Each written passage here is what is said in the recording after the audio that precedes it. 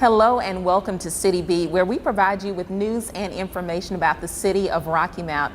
And during today's show, we're going to focus on two fascinating places that help to make Rocky Mount a destination location. If you're curious about exactly where they are, then stay tuned to find out more about those places and find out how they impact our city for the better. I'm Tamika Keenan Norman. You're watching CitiBeat, and we'll be right back.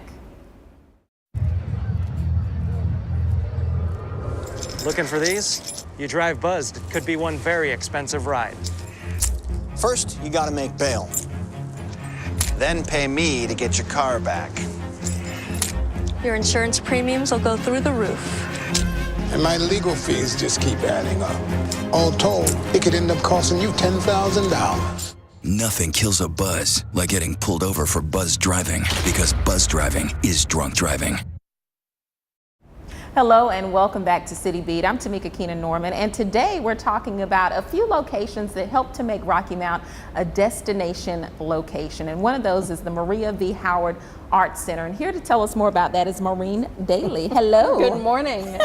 And you know, Maureen, I see you all the time, all about the city. You know, you're a busy bee. You Try really to be, are. right? So tell me a little bit about what you do for the city of Rocky Mount and what a typical day is like for you, if there's such a thing. Oh, well, I guess that's the best thing, is that the typical day is atypical. Mm-hmm. For the city, I'm the Cultural Arts Administrator, would be my title, but that is, I guess, a fancy way of saying the Director of the Art Center. Mm-hmm. And in any given day, we might be managing performances or productions of some nature in the theater here at the Imperial Center, a number of camps or classes in our education building, as well as meeting and greeting the public and artists in the galleries of the Imperial Center. Okay.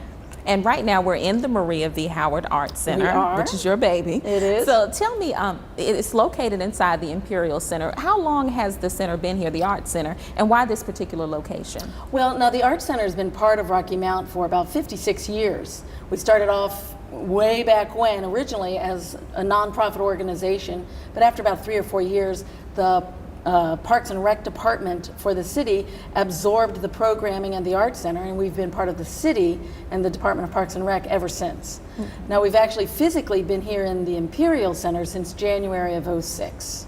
Okay. So, and with coming to the Imperial Center, obviously it's an extraordinary renovation project and was wonderfully enlightening and challenging project to work on in terms of moving our business here. But we've moved from 1 gallery to 9 galleries. Our theater is very similarly sized in terms of seating as the Playhouse, which was our own home out on Nashville Road. But the stage space and the technical space is larger and a bit more advanced. And then we rarely had much more than about 1 classroom to work in, and now we have an entire building.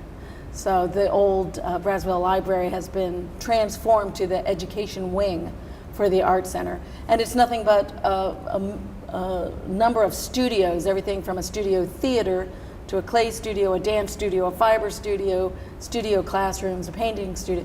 So we have an ability to just be abundant in our education. That's good. And before the interview, you were talking about how you're dealing with summer camps right now, too. Right, so exactly. Tell me how all those locations play a role with those students. Well, it's actually one of the best things about having an education wing, if you will. Education is one of the primary components of our mission. And so when we're offering camps, we've tried a couple of different models, a couple of different ways of offering camps. And this year, I think we've really come up with something that seems to work for a lot of people. We offer camps in the morning, and we offer camps in the afternoon. And everything is built on the same time frame. So whether the Children's Museum might be offering a camp at the same time, or maybe we're painting or something, but all of those camps then break at the same time. We can all have lunch together. We have staff to supervise that. If kids are staying with us for the entire day, they're on site. Their parents don't have to worry about that. They can bring a lunch. They can take art in the morning, have lunch, take science in the afternoon, vice versa, take a whole day of art, whatever. But we really kind of set the campus up to be as kid-friendly as we can possibly make it. And then each of those camps function in a week-long session. So if you're going out of town for a couple of weeks in July, you don't have to sign up for the entire day or the entire month. You really kind of make the camps the way you want them to fit your schedule.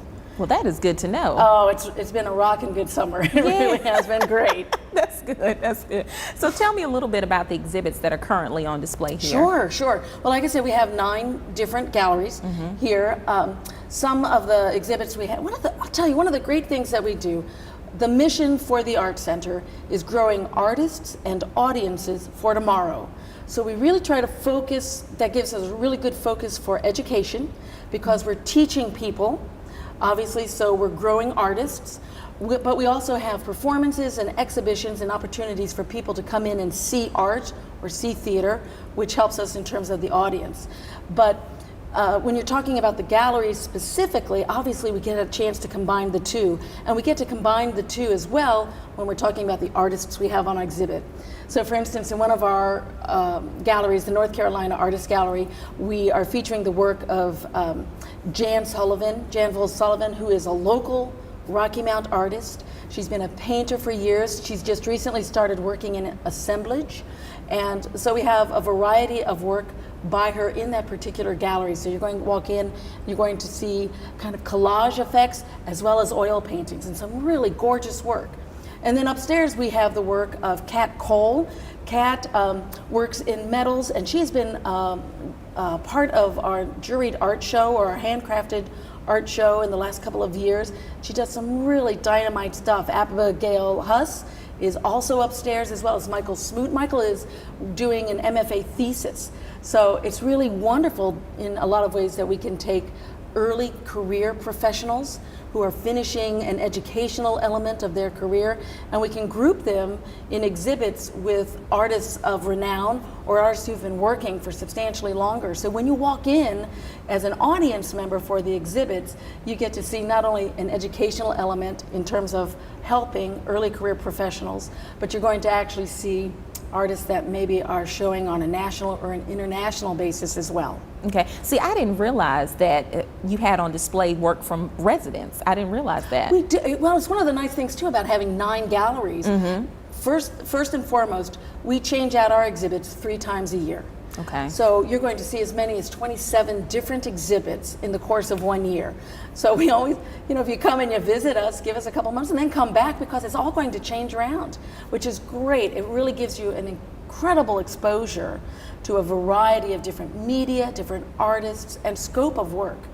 Now, in the changeover, in the changes that we make, we have 3 different juried art shows.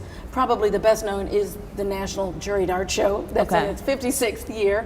That solicits artists from internationally, primarily nationally, but globally as well. We do the handcrafted exhibit that typically happens in the beginning of the year. And that's exactly what it says, handcrafted. It's items made of wood, fiberglass, ceramics, fabric, but it's all done by hand. And then probably something that people see all the time and don't even recognize necessarily as a juried show is our sculpture, Salmagundi. If you ever come to the Imperial Center, you'll notice that both out in front and then also in our back courtyard, we have a number of really large outdoor sculptures.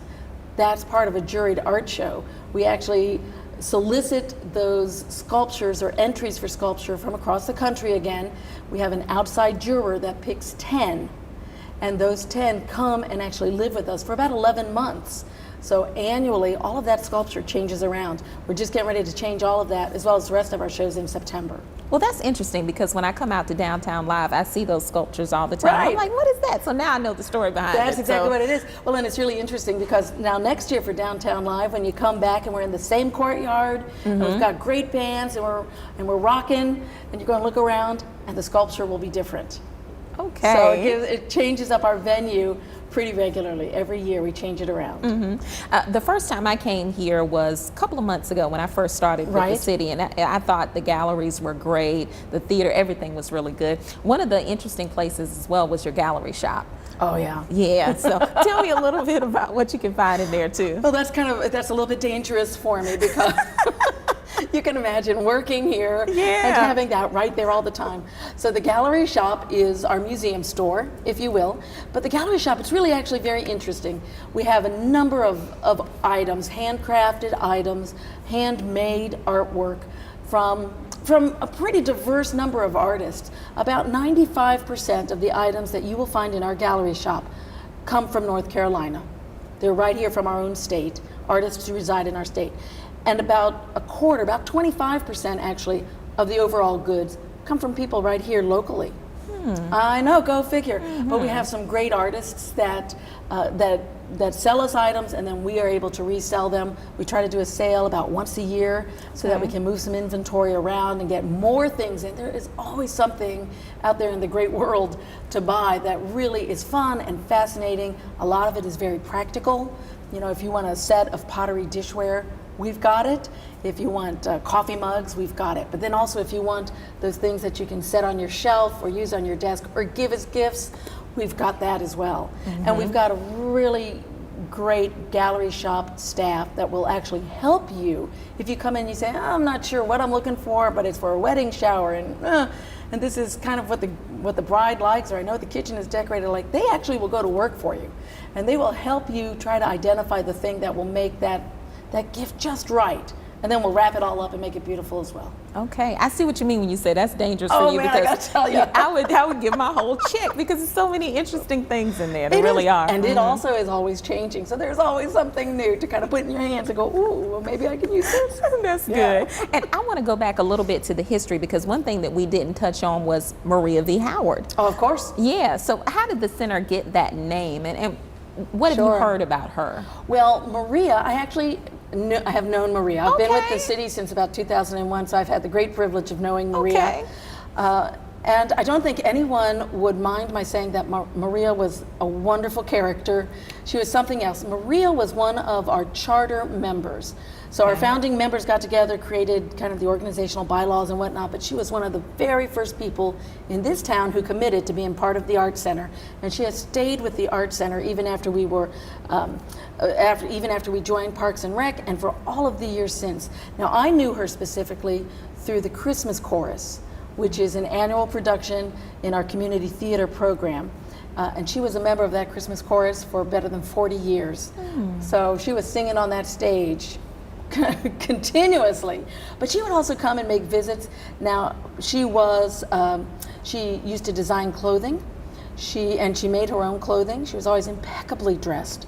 She was, what can I say? She worked with a lot of the garden clubs here in the area. She was, I was going to say, a master florist. She did arrangements, she could grow, she did landscaping and beautification projects around the town. She was on Rocky Mount's 1976 Bicentennial Committee. She had a number of honors, and she was right here. She came here, she married her beau, who was an American soldier. They moved here to Rocky Mount, and she lived her adult life here. She was, by training, she had gone to design school in her native Belgium. Okay. And so she had a background in the arts, and we're sitting in front, in fact, of some of her work, a painting that she did, her portrait, and she did a little bit of everything. She did a little bit of everything, which was really fascinating. Maria left us, unfortunately, just a few years ago, but when she did, she left a legacy, and she gave the Art Center $1 million. Wow. Which was, what an extraordinary gift. Yeah. Not only a gift of yourself and your talent and your life and the experience she brought to us and gave us, but then to leave something to keep that moving.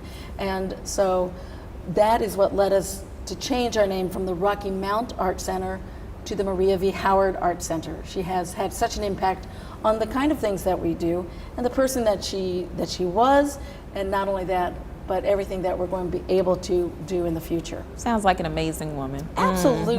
Absolutely. And I think we're very proud to have her name.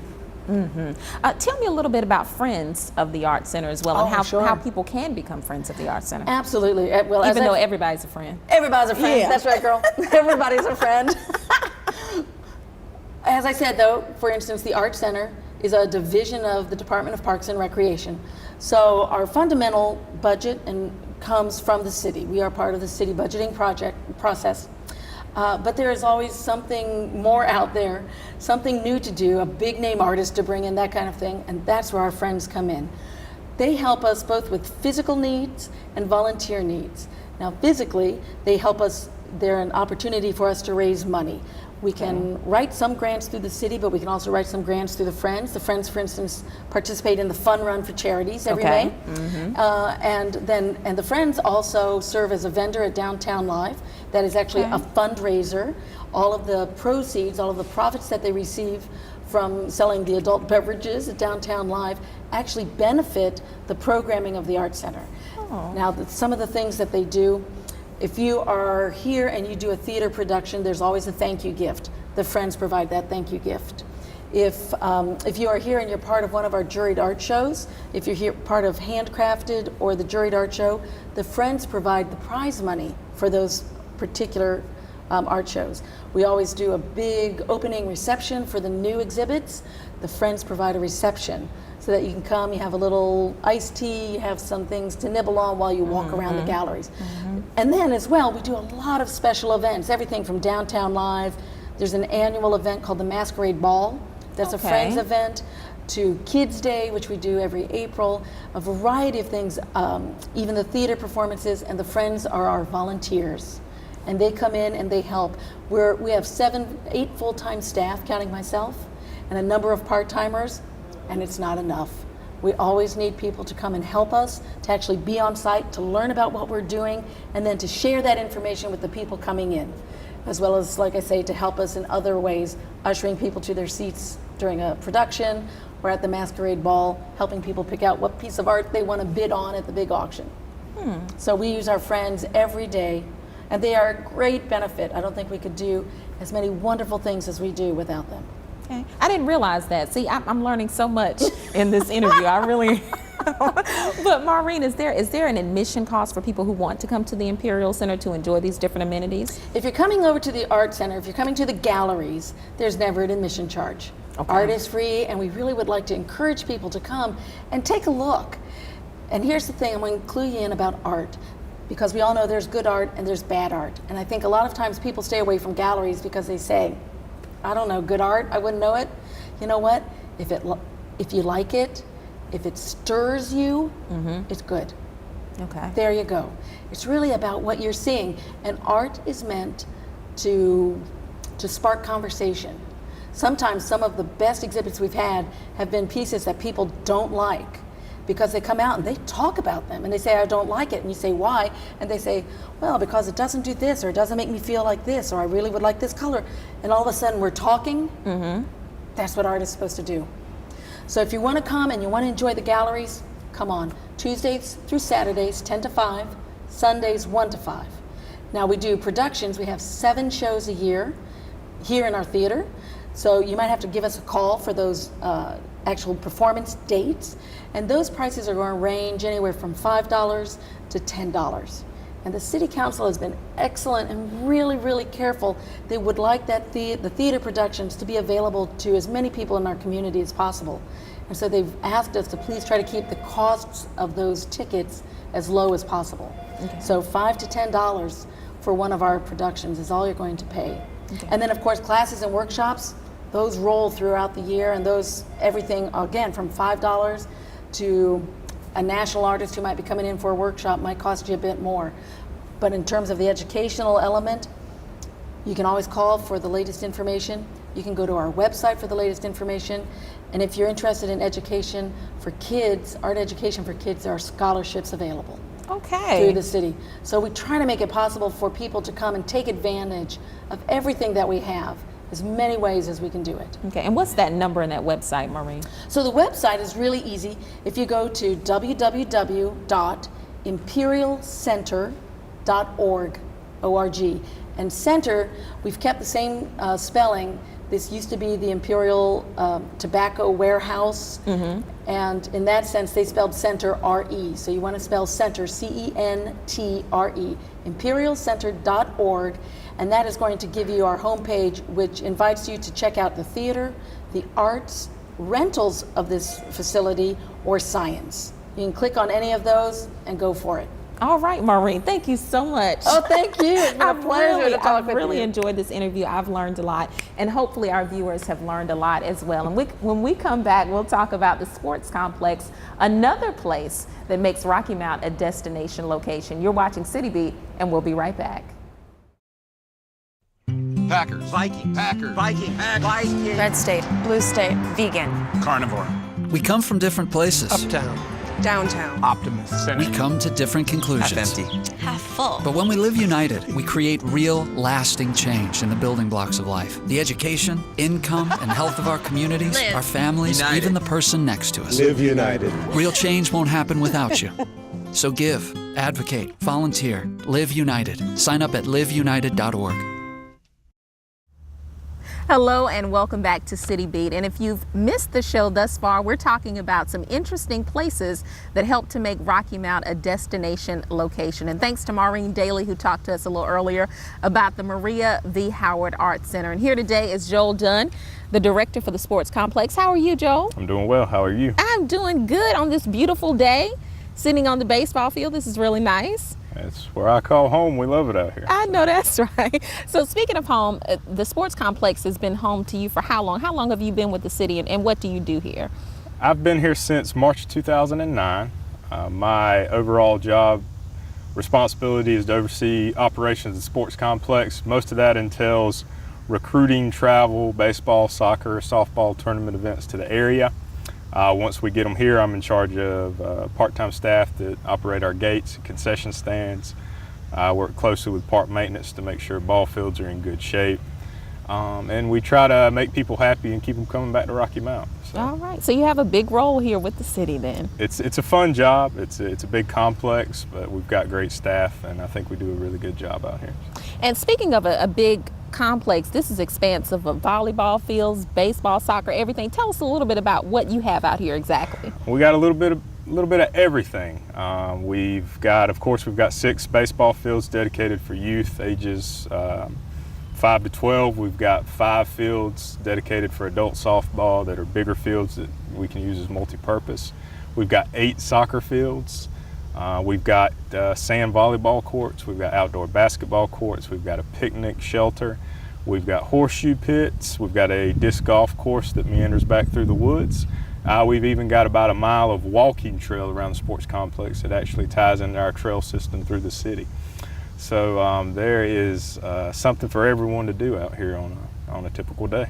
All right, and I love volleyball, so you may see me out here. Well, I'd love to. So let's talk a little bit about the tournaments that you bring here to the city of Rocky Mount. How does that work? Most of my job is recruiting events. There are various tournament directors throughout the state involved in softball, baseball, soccer. I work closely with Nash County Travel and Tourism, and we work hard to recruit events to our area. There are many sports complexes throughout the state. We're competing against a lot of them for these events, so we do our best to reach out to those directors, give them incentive to come to Rocky Mount. And once they get here, we want to make sure we do a good job, that the participants enjoy the event, and that puts us on track to get that event back next year. So it's a process that never ends. We're always looking for more events, and we're always looking to increase the events that we have. Now, I was looking in the newspaper a couple of weeks ago, I think, in the Rocky Mount Telegram, and it had this huge write-up about your latest tournament. I think it was called Top Gun. Yes. World Series. Tell us about that one. That was the Top Gun Summer World Series. It's the 3rd year we've hosted that event in Rocky Mount. We had 70 teams from 3 different states here for 5 days. They came in and started on a Wednesday, and the tournament ended on Sunday. We actually utilized a complex in Wilson and Tarboro as well, just because there's so many teams. But it was a great event for the area. The local hotels were instrumental in making sure everyone enjoyed their time while they were here, because normally an event is just 2 days. They were here a lot longer than that. Mm-hmm. That brings in added dollars to the economy through the hotels and restaurants. It was a very successful event. That's an event we try to get every year. We'll be going back and bidding on that this winter, and hopefully we'll have it out here next summer as well. Okay, and 70 teams, that's a lot, but that's not your biggest tournament, correct? No, not even close. Our biggest event thus far was 218 teams. That was our Winter World Series with Top Gun Baseball. We held that last November. Once again, there we utilized the fields here. We actually utilized 4 fields in Rocky Mount. We went to Red Oak, Wilson, and Tarboro as well, and many of the high schools around. So that was a 3-day event. They came in on Friday and played through Sunday. But now that's our biggest event through number of teams. And we've actually got that event again this winter, and we've split it into 2 different weekends. So we're hoping that, we'll even increase that number. Okay, and you mentioned impact on the city of Rocky Mount too. You have a huge economic impact, a lot of visitors coming into the area because of the sports complex. Tell me a little bit about the dollars and cents that you bring to Rocky Mount. Well, now, when we talk about the sports complex, the first thing we go to is economic impact to Rocky Mount. With any of these travel events, you've got people outside of the area coming to stay. They're either staying for the day and spending their money at our restaurants or stores, or they're coming in and spending the night and they're staying in our hotels. That money they bring in is going into our economy, and that's huge. We just finished up our fiscal year at the end of June, and we had over 72,000 people come to the complex for tournament events. That economic impact is estimated at a little over $8 million to the area for that year. Wow. So that is, it's huge. It's a great benefit to our hotel and retail industry as well as the restaurants. Wow, that is amazing. That is a huge impact. It really is. Now, tell me a little bit about let's go back to the history for a minute, because before this was a sports complex, from my understanding, this was an airport. It was a municipal airport. It was actually decommissioned in 1981, and the land sat idle here for about 20 years. In '99, Hurricane Floyd came through, and of course, Rocky Mount was devastated by the flood. Just about everything you see out here was underwater. After that, the city decided to make use of this area and to build a sports complex. It was a brilliant idea by City Council and by the leadership of Rocky Mount. Many other places have tried to replicate what we've done since then, but now it is, it's neat to look at it. That, it used to be an airport. You can actually, if you look out here, you can see where the landing strips were. It's just long open areas, but it's perfect to put ball fields on. Okay, and you said a lot of other areas try to replicate it, but what makes this sports complex unique? What makes it stand out? What's unique is just its size and the fact that it's got multiple sports. You'll see other complexes that are just dedicated to baseball or just dedicated to soccer or any other sport. But out here, we've got the ability to do numerous things. As far as baseball, softball fields go, we're the largest one in North Carolina at this moment with 11 fields. But you throw on top of that, we've got 8 soccer fields that we can accommodate for tournaments. We've just taken over the football stadium that Rocky Mount High used to play at. So now we've got a stadium that we can throw into our arsenal for lacrosse events, soccer, football, anything. So I mean, we've got over 143 acres out here, so it's just a massive complex. We're flexible in what we can do, and that allows us to be able to schedule multiple events. Wow, sounds good to me. Yes. So what's in the future for the sports complex? Well, now, right now, we're in the process of building our concession stands for the soccer complex. We'll be building restrooms and concessions out there. That's tabbed to be done by the end of this year, 2012. Other than that, we really need to work on some infrastructure for the soccer fields. We've got 2 fields that are lit. We need to go ahead and light the other 6. We need more parking at the soccer fields, and we need scoreboards. As far as land goes, we've pretty much, used every bit of land we got out here. So we got to finish the soccer fields to get them up to a professional level, and we'll be good to go. Okay, and if folks want a list of the tournaments and events going on here, what do they need to do? They need to check out our website at www.rockymountsportscomplex.com. Okay, and in the meantime, we can come out here and enjoy the walking trails, and what else can I come out here and do? I can play volleyball. I'll encourage you to start disc golf. I love disc golf. I thought it was funny before I started playing it, but I can't stop playing it now. So I would encourage you to grab a disc and try your hand at that. Wait, what is disc golf? It's like golf, you just use a disc. Really? Well, I'll show you after the interview. You'll have to show me. I'll probably be good at that too. No, I think you will. Thank you, Joel, so you. much. And thank you for tuning in to another edition of CitiBeat. As you can see, some fascinating places that help to make Rocky Mount a destination location, from the sports complex to the Maria V. Howard Arts Center, and you'll learn about so many other places. I'm Tamika Keenan Norman. Thanks for tuning in to CitiBeat. We'll see you next week.